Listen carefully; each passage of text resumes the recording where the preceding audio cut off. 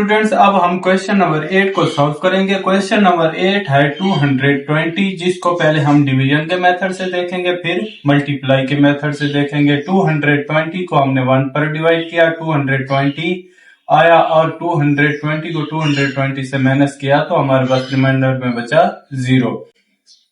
220 को 2 पर डिवाइड किया, 2 1 जा 2, 2 से 2 माइनस किया, रिमाइंडर बचा 0। 2 को नीचे लाया, 2 1 जा 2, 2 से 2 को माइनस किया, रिमाइंडर में आया 0। अब स्टूडेंट्स जहां पे अगर आपके रिमाइंडर में 0 आ रहा है तो क्वेश्चन का 0 आपने आंसर के 0 में लिख देना है। इसी तरह हमने 220 को 4 पर डिवाइड किया, 4 5 जा 20, 22 से 20 को माइनस किया, हमारे पास बचा 2, 0 को नीचे लाया, 2 4 5 जा 20, 20 को 20 से माइनस किया, हमारे पास रिमाइंडर में आया 0। 220 को हमने 5 पर डिवाइड किया, 5 4 जा 20, 22 से 20 को माइनस किया, रिमाइंडर में बचा 2, 0 को नीचे लाया, 5 4 जा 20, 20 से 20 को माइनस किया, रिमाइंडर में बचा 0।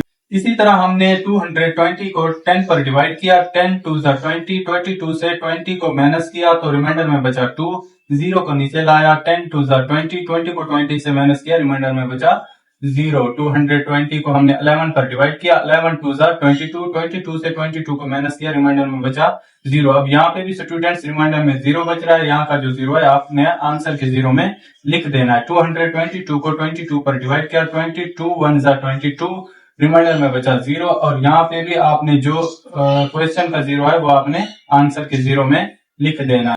अब यहाँ पे देखें स्टूडेंट्स, हमने 220 को 22 पर डिवाइड किया, हमारे पास आंसर में आया 10।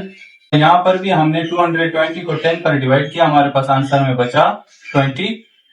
अब देखें स्टूडेंट्स, हमारी टेबल रिपीट होना शुरू हो गई है। जब भी हमारी टेबल रिपीट होती है तो हम क्या करते हैं, छोटी रकम से बड़ी रकम की तरफ उसके फैक्टर्स लिख देते हैं, यानी कि जो टेबल आपकी डिवाइड कर रही है और जो आंसर आ रहा है वो दोनों आपके क्वेश्चन के फैक्टर्स होते हैं। इसको मल्टीप्लाई के तरीके से देखते हैं ताकि आपको समझने में और भी आसानी हो जाए। 1 की टेबल हमने 220 तक पढ़ी, जवाब में आया 220, और 2 की टेबल हमने 110 तक पढ़ी, जवाब में आया 220। 4 की टेबल हमने 55 तक पढ़ी, जवाब में आया 220।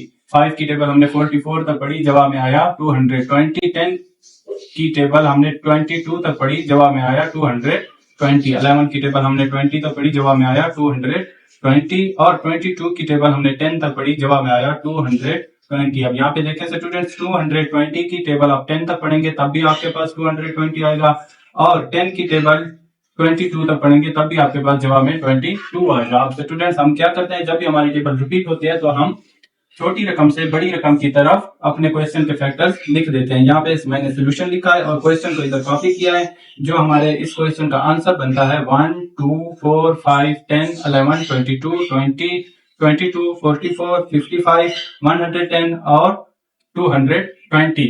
स्टूडेंट्स इसी के साथ हमारी एक्सरसाइज 1.1 का पहला क्वेश्चन पूरा कंप्लीट होता है। मिलते हैं इंशाल्लाह एक्सरसाइज 1.1 के क्वेश्चन नंबर 2 में। तब तक के लिए अपना ख्याल रखिएगा। वस्सलाम, शुक्रिया।